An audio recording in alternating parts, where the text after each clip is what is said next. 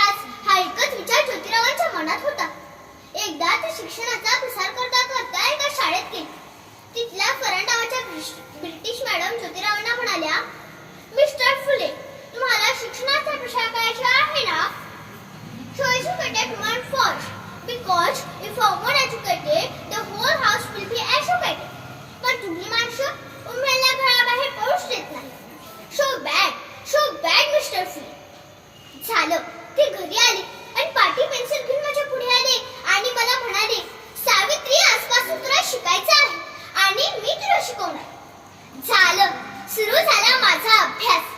बे एक बे, बे दुने चार, काना मात्रा विल्यांटी आकार उकार.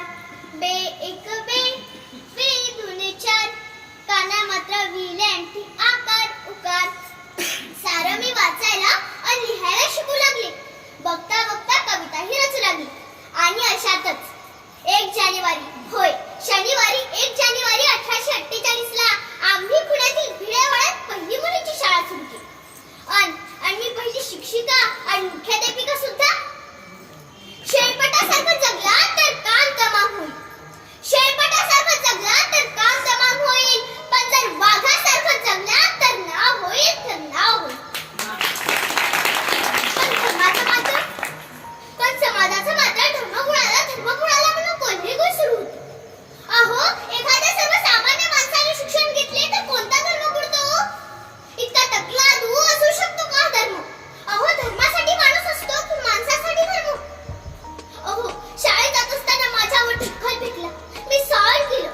शेण फेकलं तरी मी सहन केलं. थुंकले तरी मी सहन केलं. पण आता माझ्या सहनशीलतेचा मात्र अंतच झाला. आणि अचानक एक धतिंगड माझ्या समोर येऊन मला बोलतोय, हे टवळे, कुठे निघालीस? आधी आमच्या पोरीबाईंना शिकवणं बंद कर. अगं, तुला तुझी अब्रू प्यारी आहे का ते शिक्षण?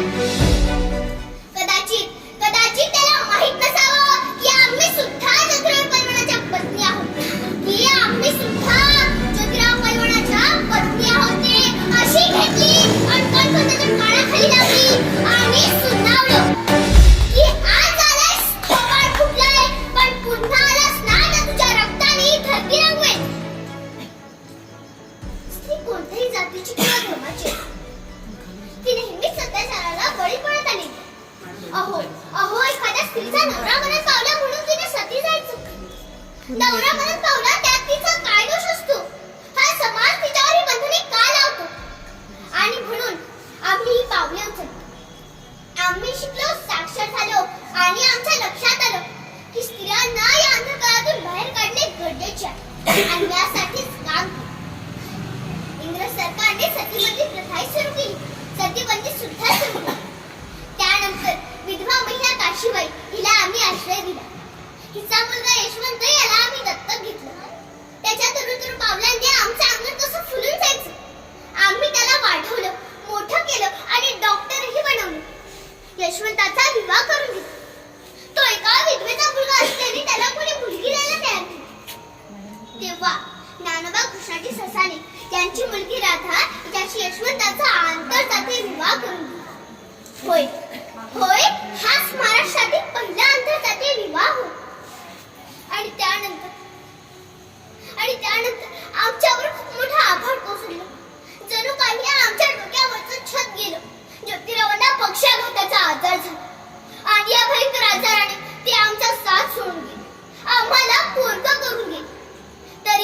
तरीही आम्ही डमकलो नाही. या समाजाचा विरोध सहन करून स्वतःच्या हाताने ज्योतिरावांच्या पाठीवाला अग्नी दिली.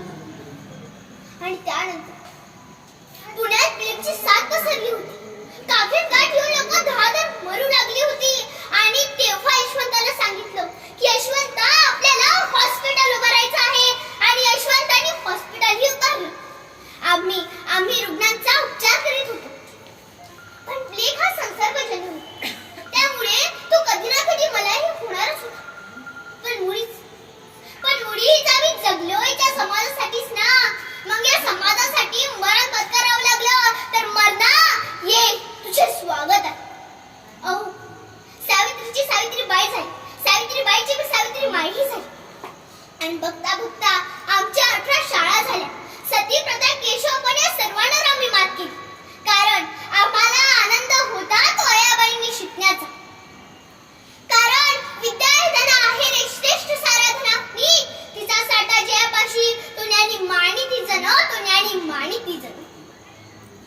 विद्येविना मती गेली, मतीविना नीती गेली, नीतीविना गती गेली, गतीविना वित्त गेले, विद्येविना शूद्र खचले. इतके अनर्थ एका विद्येने केले, एका अविद्येने केले. म्हणून मुलींना शिकवा, मुलींना वाचवा आणि या देशाची साक्षरता वाढवा. कारण एक मुलगा शिकला ना तर तो एकटा शहाणा होतो, पण जर एक मुलगी शिकली ना तर ती संपूर्ण घराण्याला शहाणे करते.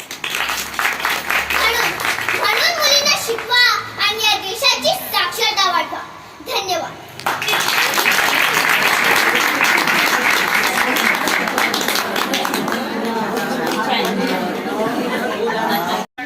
शांगोळे मॅडमला येण्याची विनंती करते. त्यांनी विचारायला.